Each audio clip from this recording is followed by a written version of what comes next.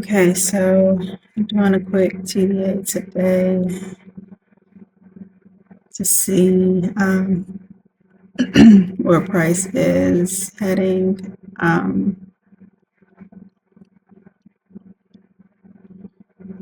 wondering if I should start from scratch and get rid of my biases because right now I'm looking at this as an impulse, this as a correction. I'm waiting for the continuation down to this area, either TB1 or this zone. Um, Last week I was anticipating buys because I have this impulse here, even though this impulse, if we're looking at the major structure, it really didn't, well, it did break structure right here as far as this trend line, but it didn't break above this previous what's it, lower high point. It didn't make a higher high on the 1 hour. Um, so I was anticipating buys, but it retraced a lot. So right now, um, well, it is making a strong bullish candle, but it is still almost 3 hours left to go on the 4 hour. So it could go the opposite direction and just have a large wick. So we'll just have to wait for that. But yeah, the 4 hour still hasn't broken through on any side. It hasn't broken through this zone or um, past this high point right here. So it's still pretty much in consolidation. If it does come down again, it'll be just retesting this previous level of resistance, turn support, and then that'll be possibly another support area. That's long term. So on the 1 hour, um, let's see, there was divergence here,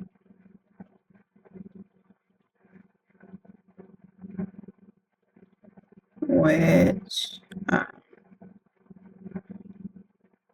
this right here was the end of my fib. That was the negative 61. So we do have the end of a fib, divergence, and this break of this trend line here.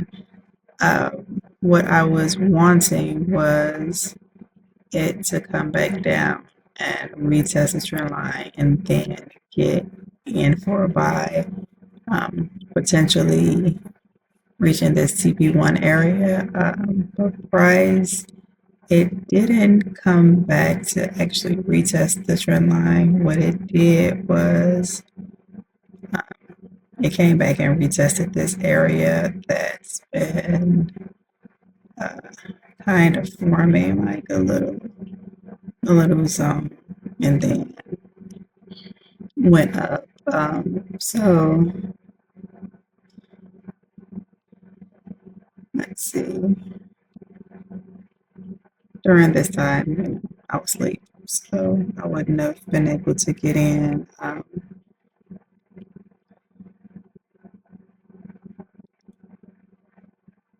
I did wake up right around this area, but for me, it had kind of, well, no, like right around here. Yeah, it was near this price had already pretty much kind of left me at that point. Um, yeah, it was already almost 25 pips away from the good entry. So that would have been a potential 25 pips plus however many more pips if it did decide to go down to this trend line. So right now, I'm expecting it to go to at least this area. And then at this area, see what to do next.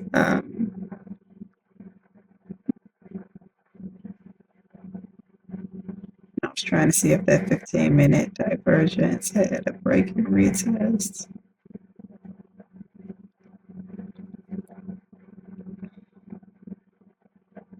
Zoom in closer so I can really see price. I mean, I guess that's, yeah, but that happened on Friday.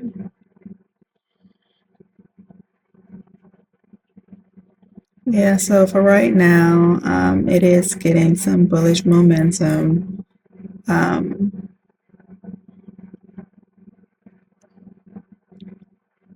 I'm still looking at this area right here. Because even though it's going up, I mean, it's shot up before here and it shot up before here.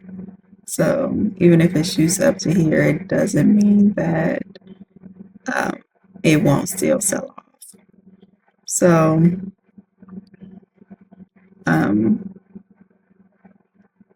once it gets up to this area, I want to start looking to see if maybe price is giving me some sort of indication that it's going to sell. And if it does, it'll be from here and then just sell back down to either this area or this area, depending on how price is moving. Like if it's aggressive and it's falling, then I'll go ahead and sell down a little more. And then my stop loss would be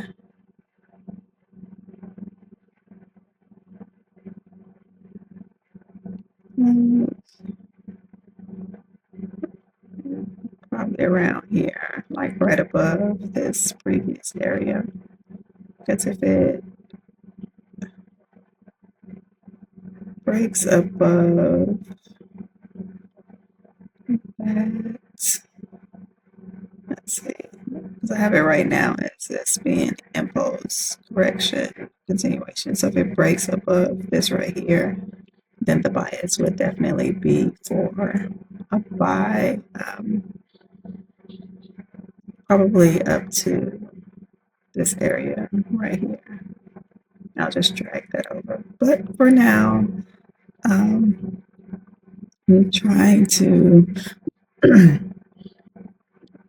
keep my charts where they're not as messy, but I'm also trying to lock in price to see like what it's doing, where it's going.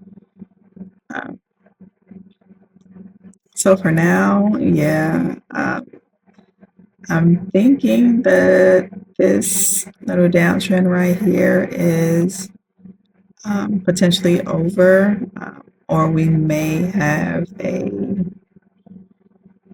retracement all the way down to this original level right here. So yeah, I'm just waiting to see. And again, if there's any sell opportunities, I'll take it here. If it breaks above, I'll get it for a buy and take it up to here.